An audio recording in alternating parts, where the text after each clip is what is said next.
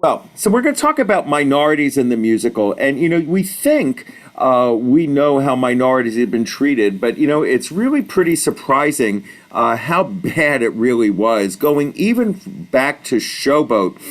This is the only major production of the 1920s that, if in fact it were reviewed right now, we would probably still go see it. It's a 95-year-old musical, but it was the first fully integrated musical on Broadway, which created a lot of issues for it. It would not play in any theaters in the South because of that integration. And the fact that it had a central story where a woman on the showboat who was passing for white married a black man and was in Mississippi. She was going to get arrested and she flees the showboat. So, going back even then, these stories were very, very complicated to tell. And Showboat is significant because of the story that involved racial prejudice. This is Paul Robeson, of course, and he created his own problems of racial prejudice because he was outspoken about racial inequality.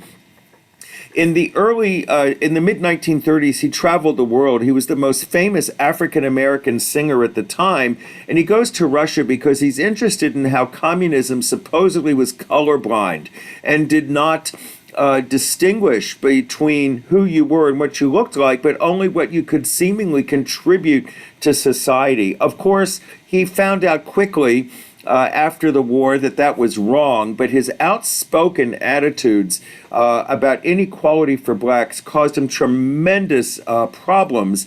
And what ends up happening to Paul Robeson is during the House Un-American Activities Committee era, he gets blacklisted. And that leaves him totally abandoned by a population of people that thought he was really a pretty outstanding contributor to the theater scene and to the concert scene. Showboat's always been controversial because if you go back to the original script of Showboat, the N-word is sprinkled throughout.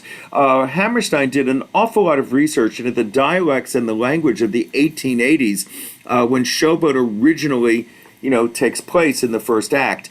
And it's been rewritten numerous times to accommodate that, but still, some of the portrayals were not exactly wonderful.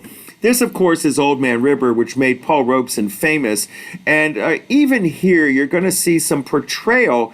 Somebody's mentioned something in the chat, so I just want to make sure everything's okay. Hold on one second.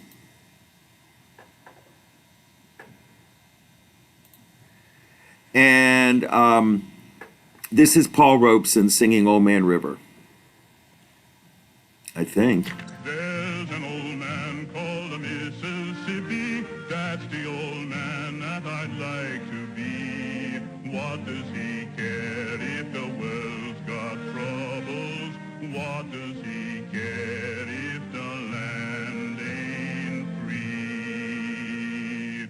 Old Man River, that old man River, he must know something, but don't say nothing. He just keeps rolling. He keeps on rolling along.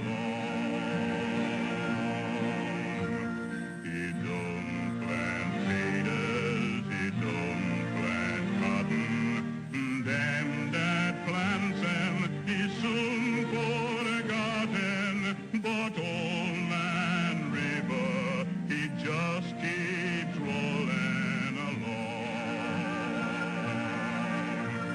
You and me, we sweat and strain, body all aching and racked with pain. Tote that pot, lift that pail, you gets a little drunk and your land's in jail. I get weary and sick of trying. I'm tired of living and scared of dying. But old man River, he just keeps rolling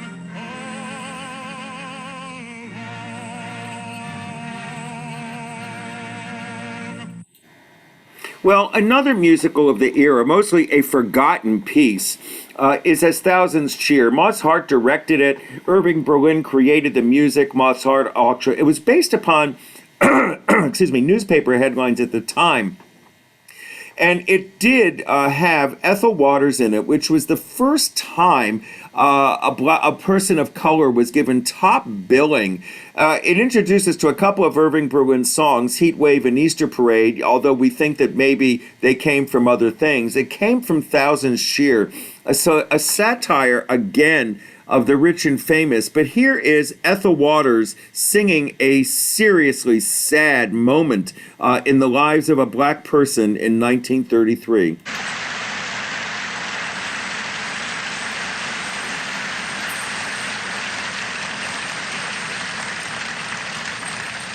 When Irving Berlin wrote the score to the Broadway show, As Thousands Cheer, he composed one song especially for Ethel Waters.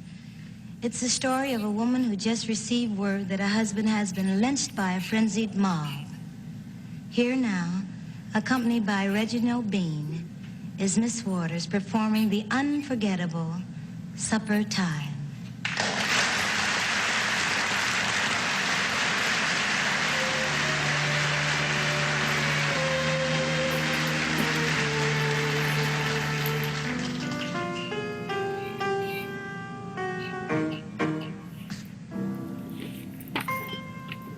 Supper time, I must set the table 'cause it's supper time. Somehow I ain't able 'cause that man of mine ain't coming home no more. Supper time, kids will soon be yelling for their supper time. How I keep from telling them that man of mine ain't coming home no more. How'll I keep explaining when they ask me where he's gone? How'll I keep from crying when I bring their supper on? How can I remind them to pray at their humble board? How can I be thankful when they start to thank the Lord? Supper time, I set the table 'cause it's supper time.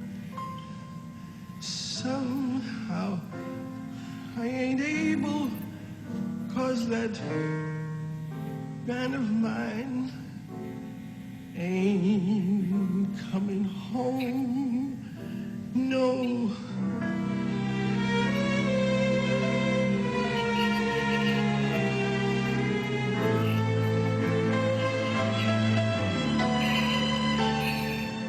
How can I be thankful when they start to thank the Lord?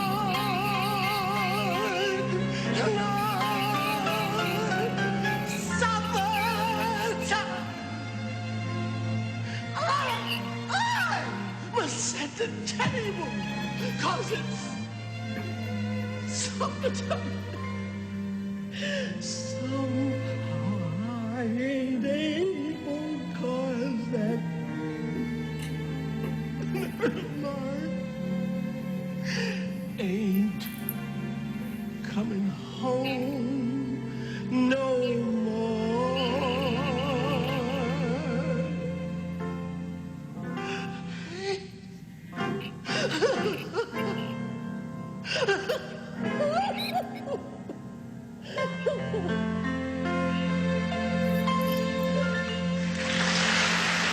Now, Ethel Waters was one of the highest paid African American artists at the time, but yet she dealt with segregation continually. And she sang Stormy Weather at the Cotton Club, and she sang it like as she was suffering in the bottom of hell, being a black woman, being a victim, even with this great talent and acceptance by white audiences. She was totally feeling the effects of segregation and the way the black actors were treated. In Thousands Cheer, she excuse me, became the highest paid actor on Broadway at the time, but unfortunately, that didn't help her find work. She struggled because as a black woman, there were just no roles for her other than as a maid or something of that sort. And she also became the first black actor to have her own radio show in 1939, and she then had an early television show called Beulah about being the maid of a family, but she was so horrified by the way the character was portrayed, she left the show quickly and early on, and she was replaced with another black actress who very similarly looked just like her. Porgy and Bess, of course, is maybe the greatest masterpiece of the American musical theater. And one of the controversies of this is that two white men wrote this about a black character. Well, I think that's sort of a tough commentary. But George Gershwin wanted Porgy and Bess to be done as an opera at the Metropolitan Opera. And the Met was a segregated opera company, and they told him they would only do it if it were done in blackface, as they do Othello and Aida, and he refused that. He then went to the Theater Guild, and the Theater Guild gave him roughly half of the funds that he needed to do this. So he used his radio program that he did once a week for NBC that paid him $100,000 a year in the 1933 era. I mean, imagine what that's worth today. And he then used that time and money to write Porgy and Bess.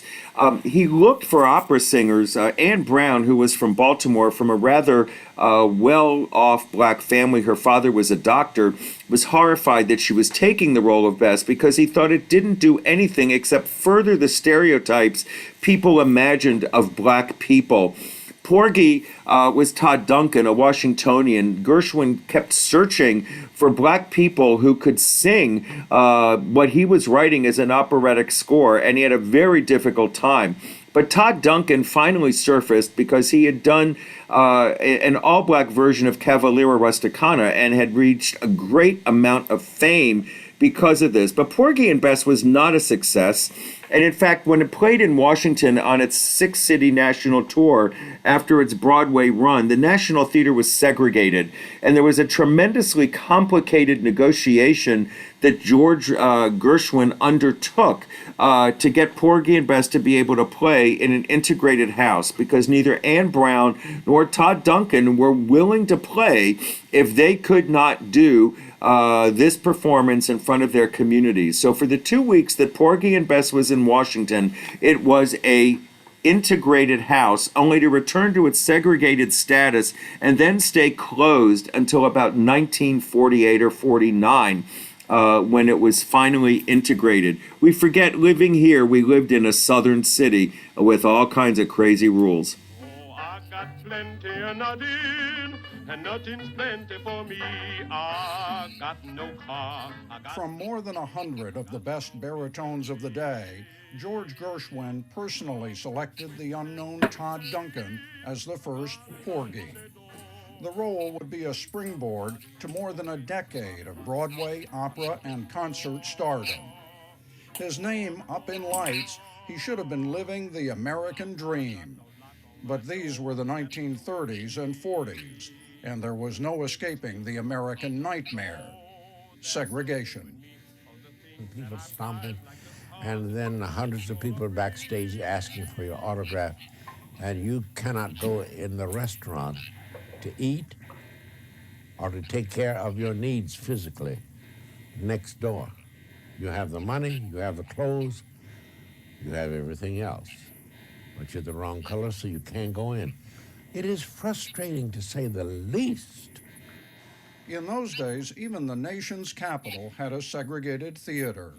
And when Porgy was slated to play it, the pain of facing an all white audience in his hometown became too much. I just made a moral commitment and said, I will not sing at that National Theater if my friends and my peers can't come. It was simple as that.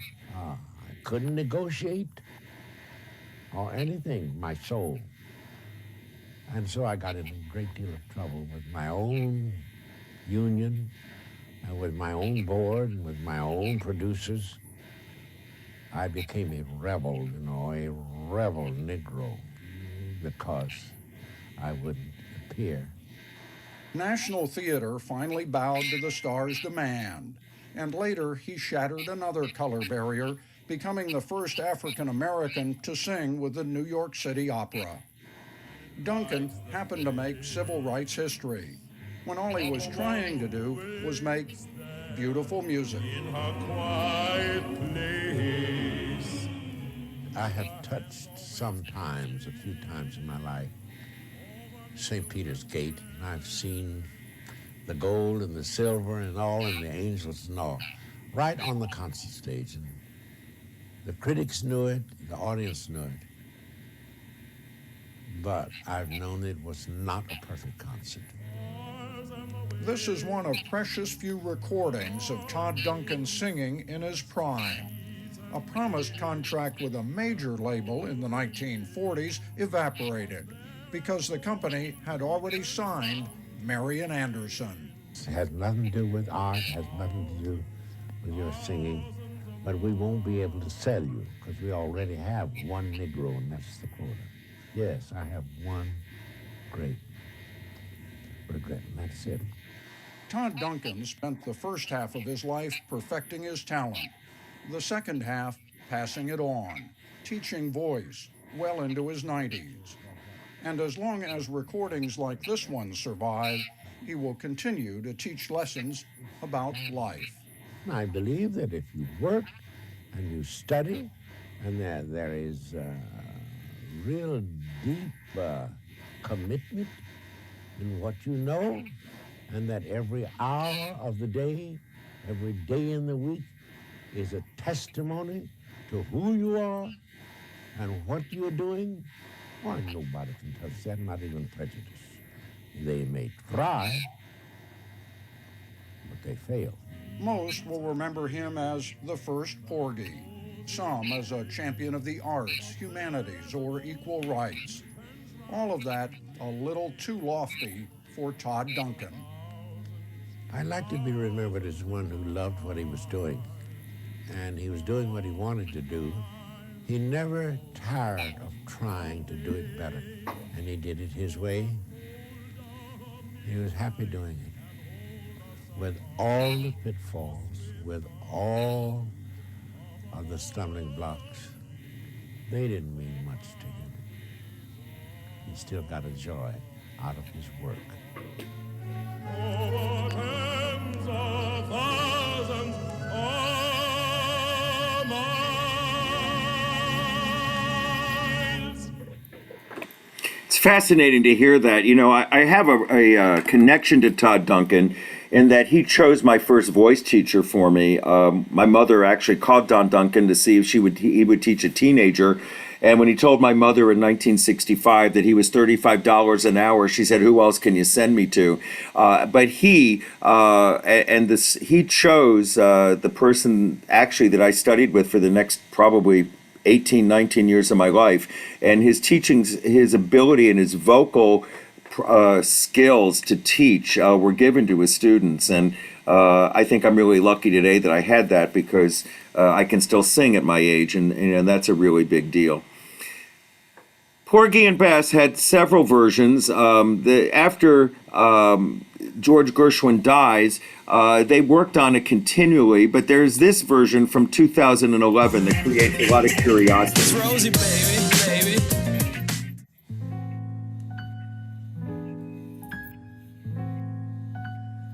Summertime,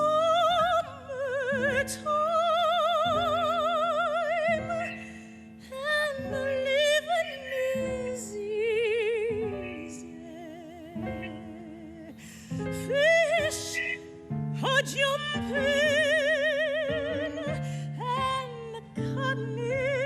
is high. Oh, your daddy's rich and your ma is good looking. So hush, little baby, don't you cry.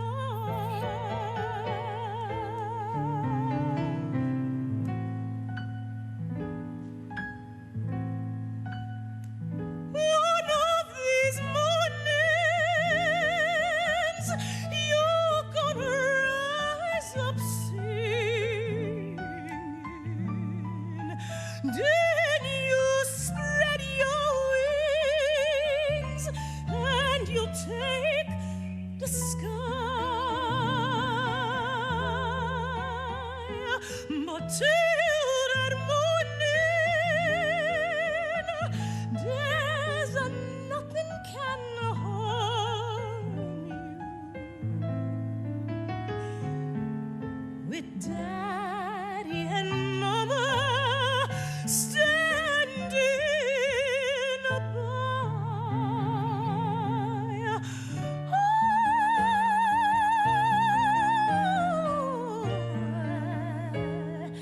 Standing by.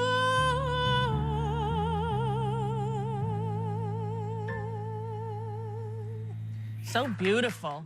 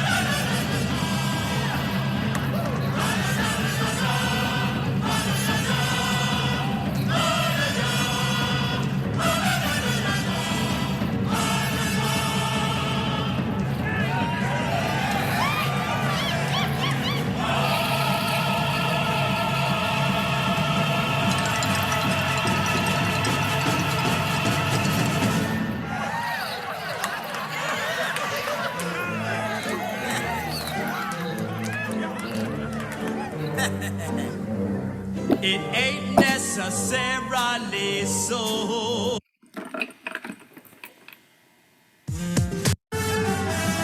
Lay down and die as little David was small, but oh my. What do you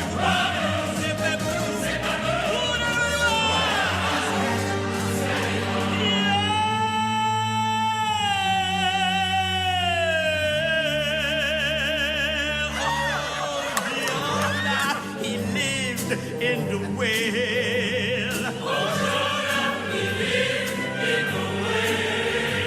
For he made his home in that fish's abdomen. Jonah, he lived in the whale. Little Moses was found in a stream. That child floated on water, alone. Pharaoh's daughter, she fished him, she set him from that stream. What do you zip and blue, what it was?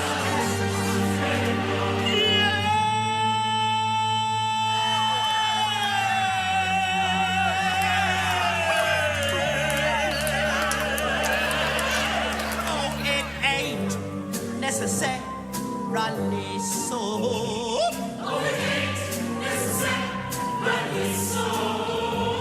They tells all you chillin', the devil's a villain, but it ain't necessarily so. To get into heaven, don't snap for a 7, live clean, don't have no fault. Look at me, I take that gospel whenever it's possible, but with a grain of salt. Methuselah lived 900 years. But who calls that living with no gallow given to no man? What's 900 years? I'm preaching this sermon to show it ain't Nessa, ain't Nessa, ain't Nessa, ain't Nessa, ain't Nessa.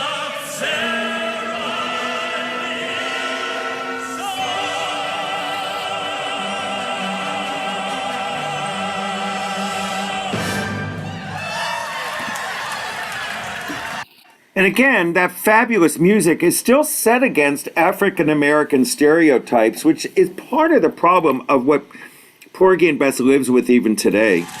Audra McDonald and co-star Norm Lewis are blowing audiences away in the Broadway revival of Gershwin's Porgy and Bess, and you're about to see why. Performing an excerpt from the duet Bess, You Is My Woman Now, here are Audra McDonald and Norm Lewis.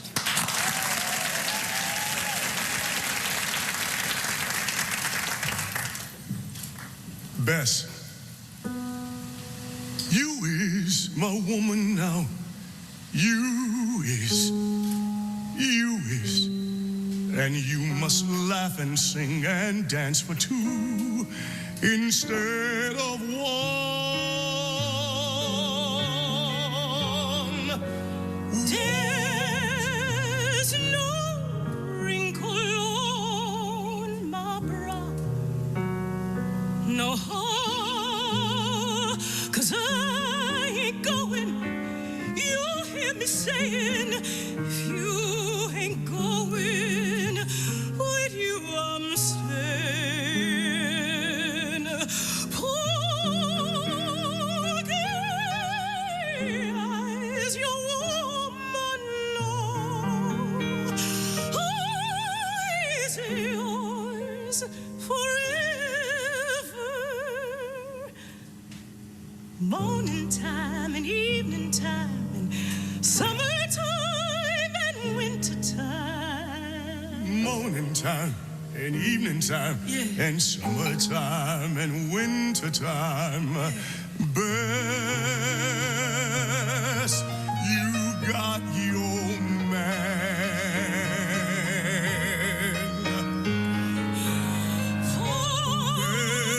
Bess is my woman now and forever. This life is just begun.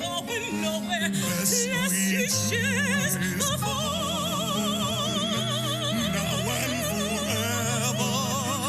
Oh, Bess, don't mind those women. You got your Porgy. Loves your Porgy. I know you need it. I've seen it in your eyes, Bess.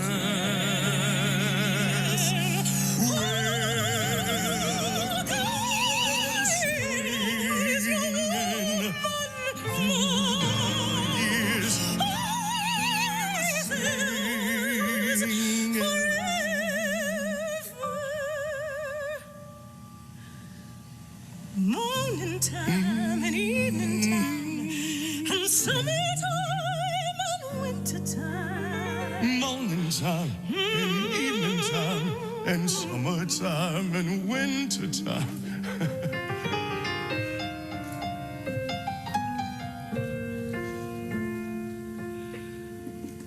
My Bess.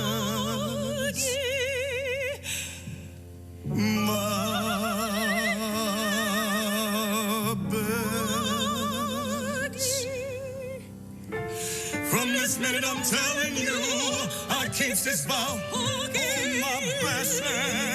We's happy now. We's one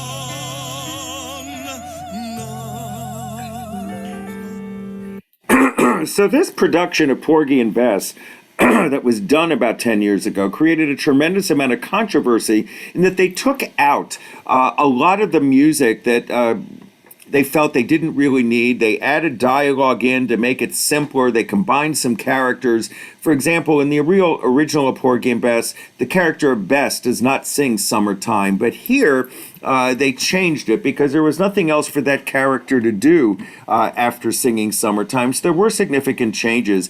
And Stephen Sondheim wrote a letter to the New York Times that, first of all, they called it Gershwin's Porgy and Bess, when it was really DuBose Hayward and George Gershwin's Porgy and Bess. And he felt that the piece was being misrepresented and had become a travesty to what the intent of Porgy and Bess really was.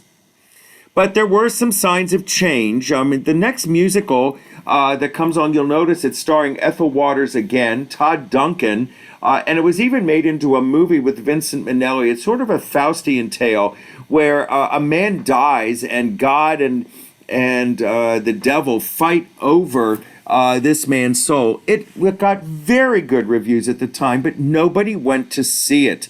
The all-black cast was tremendously unusual, but it did create a couple of memorable hits. And the movie, which was also well-reviewed, didn't seem to appeal to audiences at all. And Vincent Minnelli even directed it.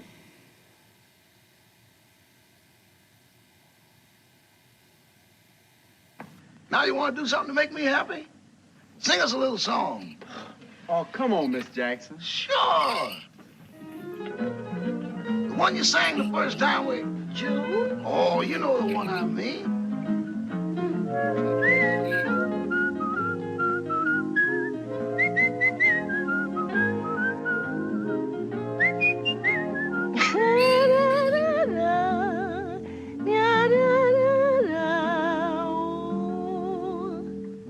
Here I go again.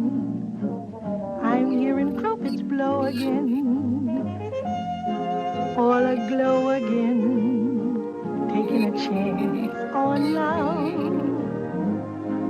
Here I slide again, about to take that ride again, starry-eyed again, taking a chance on love. I thought that cards were a frame-up that I never would try. But now I'm taking the game up, and the ace of hearts is high. Things are mending now. I see a rainbow blending now. We'll have our happy ending now, taking a chance on love. Here I slip again. I'm gonna take that tip again. Got my grip again, taking a chance on love. And now I prove again that I can make life move again. In the groove again, taking a chance on love. I'm walking round with a horseshoe, and in clover I lie. Why, Mr. Rabbit, of course you better kiss your foot goodbye. On the ball again, I'm riding for a fall again. I'm gonna give my all again, taking a chance on love. I'm feeling fine again, that's why I'll rise and shine again. Now my mind again, taking a chance on love. Here's where I sink again, I'm getting in the pink again, headed for the brink again, taking a chance on love. It's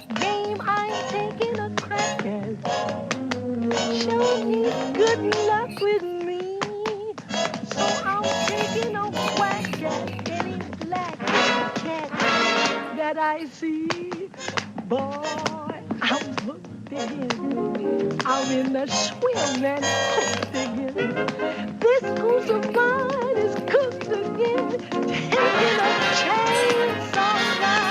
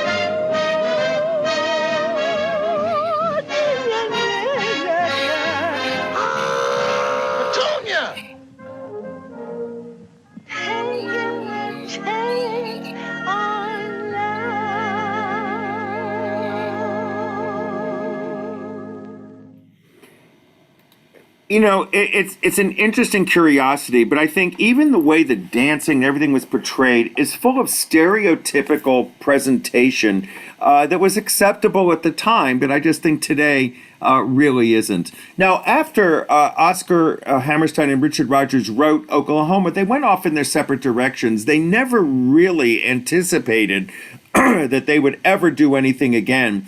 And Oscar was tremendously fascinated by the music of Bizet and Carmen. And he takes the setting of it, resets it into a South Carolina tobacco factory, and creates Carmen Jones.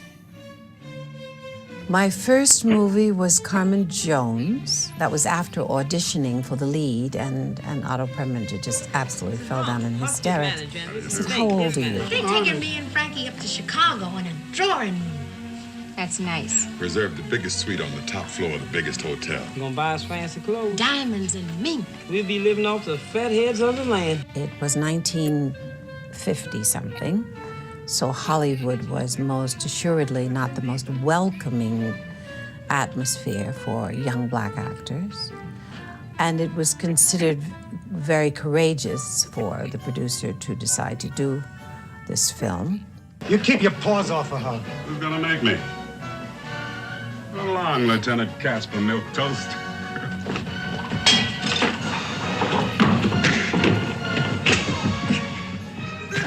But it was also interesting to be a part of how the translation from Bizet to Carmen Jones.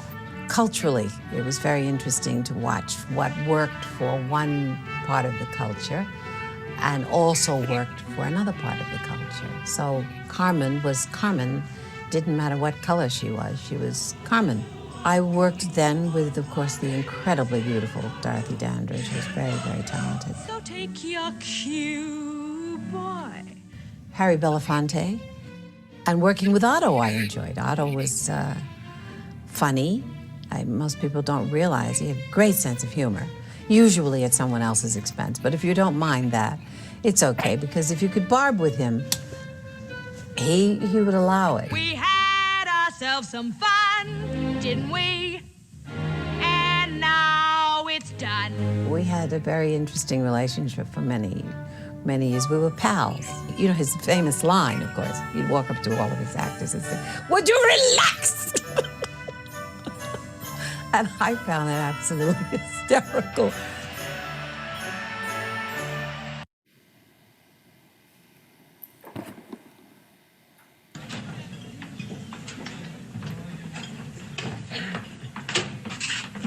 Congratulations, Corporal.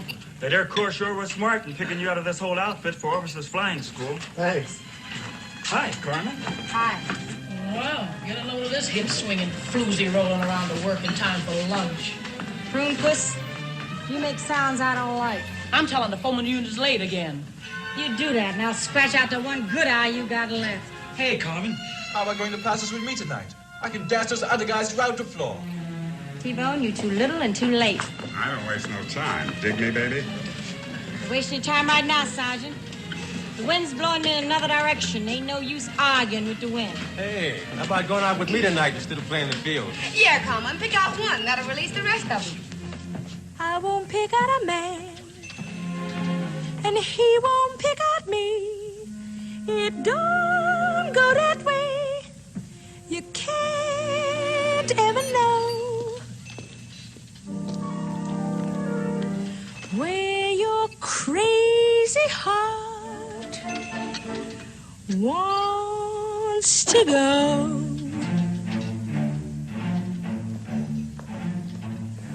Love's a baby that grows up wild, and he don't do what you want him to. Love ain't nobody's angel child, and he won't pay any mind to you. One man gives me his diamond stud, and I won't give him a cigarette.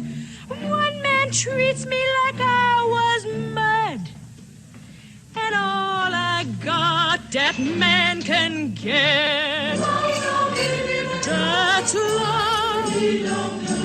That's love. That's love. That's love. You go for me and I'm taboo, but if you're hard to get, I go for you. And if I do, then you are through, boy. My baby, that's the end of you. So take your cue, boy. Don't say I didn't tell you true. I told you truly, if I love you, that's the end of you.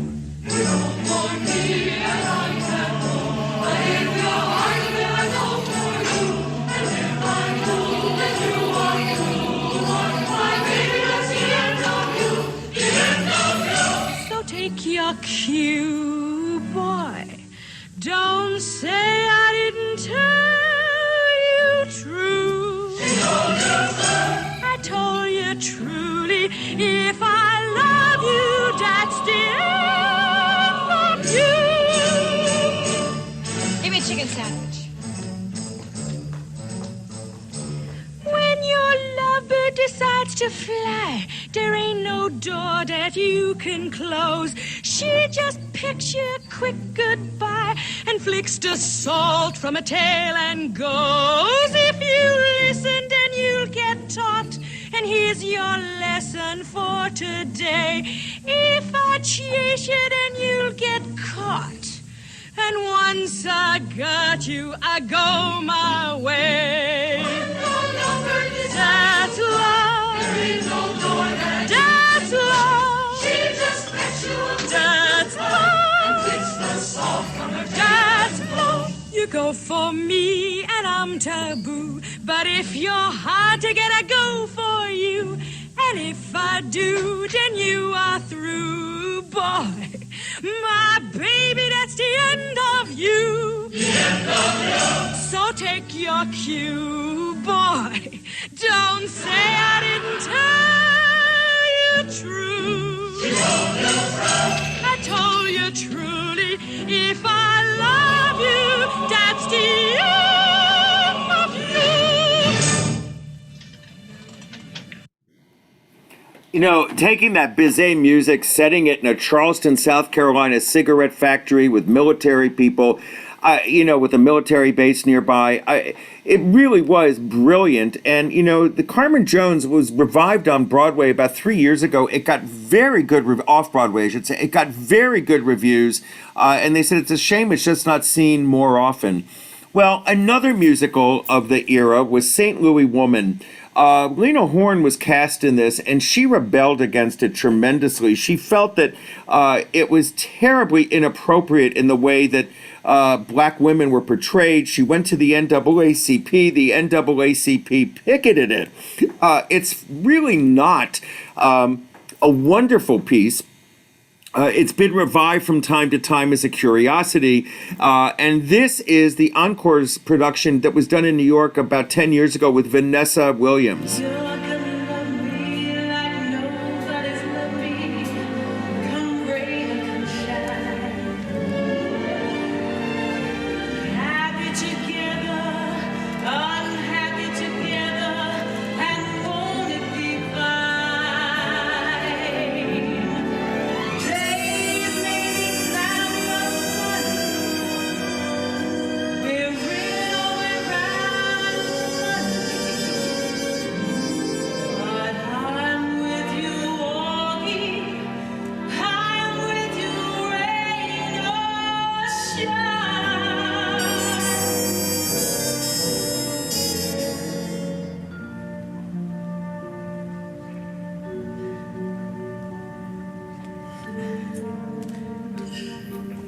love me worse than you did Big Lou?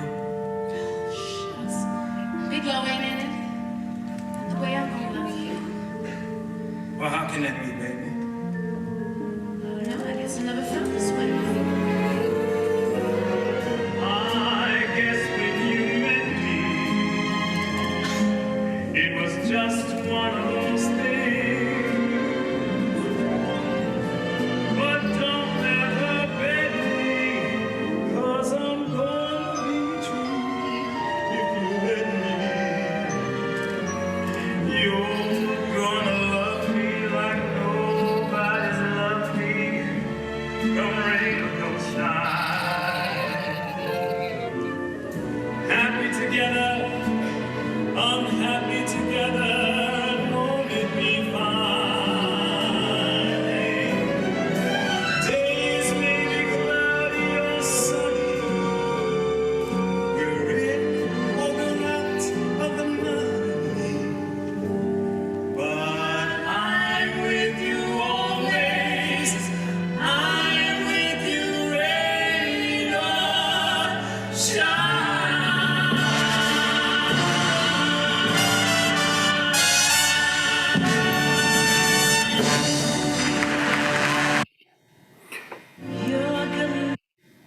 Well, Finian's Rainbow was another one, and although Finian's Rainbow is not, in the style of an all-black musical, it used satire to really build on racism and interracial challenges.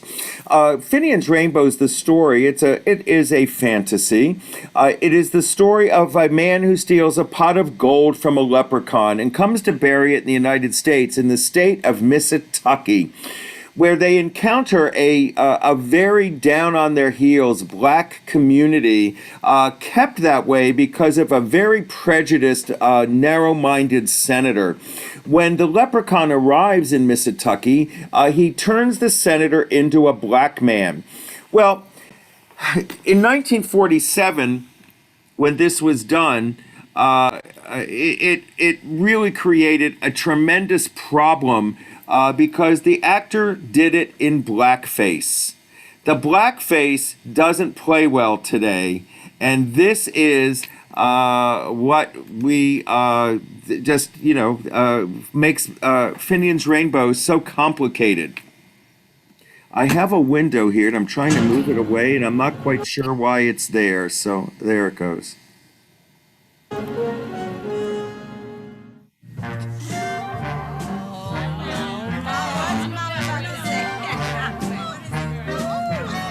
Necessity,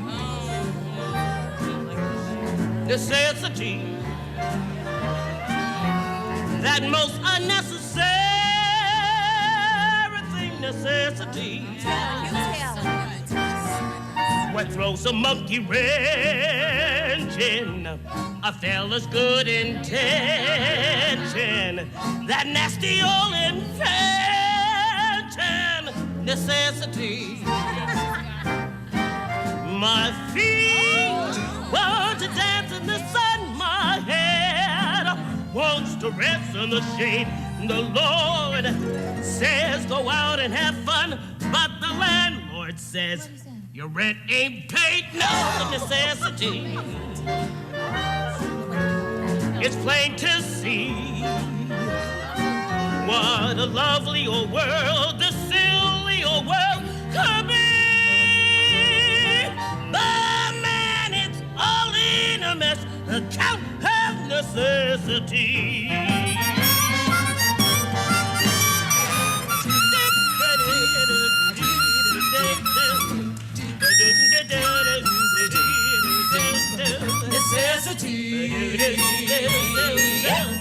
Necessity.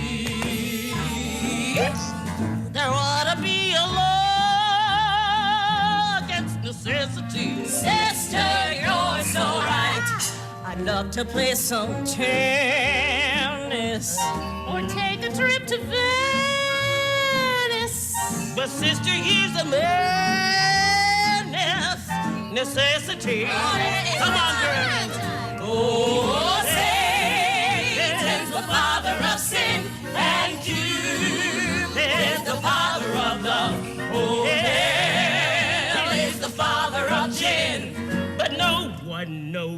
the father of necessity. Do you mean he's a pig? Necessity. That's the maximum that this minimum thing could be.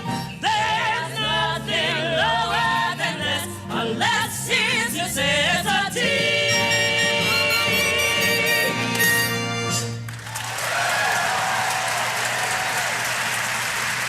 Now, one of the problems with Finian's Rainbow was the use of blackface on that evil senator. In more modern revivals, they just get a black actor and everyone accepts that the senator was turned into this black man and it didn't necessarily have to be the same one. But Finian's Rainbow's book is a little odd, and it's a sort of a satire of the TVA at the time and the displacement of people because of the building of the dams and so forth. Finian's Rainbow really is a great score. It is worth seeing. It's just rarely done today. Now, I want to wait on South Pacific until next week because it's a whole long discussion, and I don't want to get it halfway through and then decide that we really need to stop. So, in any event, I'd love to take some questions from people if you'd like, and see if anybody has anything that you'd love to ask. I'd always love to answer questions. You know that. Okay, who's the first question? Anybody? Steve? Sure, Ben. Thanks. First of all, I want to thank you for helping me get in today. Thanks Sure. for sending me the link.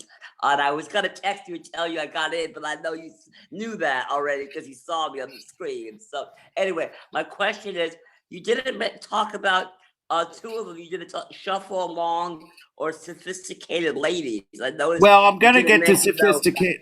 I will get to Sophisticated Ladies, but Shuffle Along. That was an all-black musical, right? Yeah, That but it was- never really played on Broadway. It was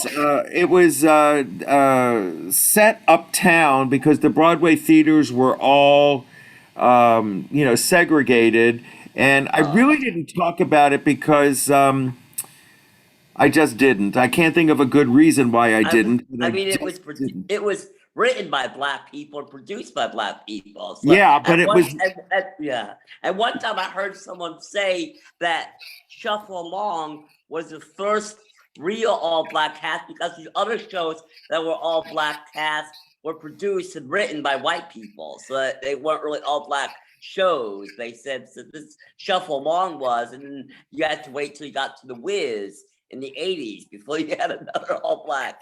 Yeah, show. I mean that's true, but Shuffle Along, really never played on Broadway, and the revival of it that happened about 3 years ago with Audra McDonald and everybody, and Brian Stokes Mitchell was the story of how it came to be, and they were really treated very badly. The theater producers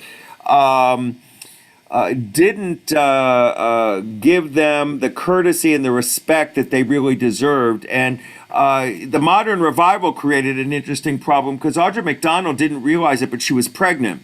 And she had to leave the cast, and that shut down the show. And there were all kinds of lawsuits that flew around, one that just got settled about 2-3 weeks ago. So Shuffle Along, yeah, I could have mentioned it. I just chose not to for whatever my stupid reason was at the time. So thanks for mentioning. You're welcome. Is it a good piece, though? No. Oh, it's No. not a good piece. Maybe No. that's why. Maybe that's why you didn't mention that. Maybe. Anybody else have anything you'd like to add? Well, I'll see you all next week, same time, same place, and thank you all for paying attention to the new link that I sent. See you all soon. I hope you all enjoyed this morning. Take care. Thank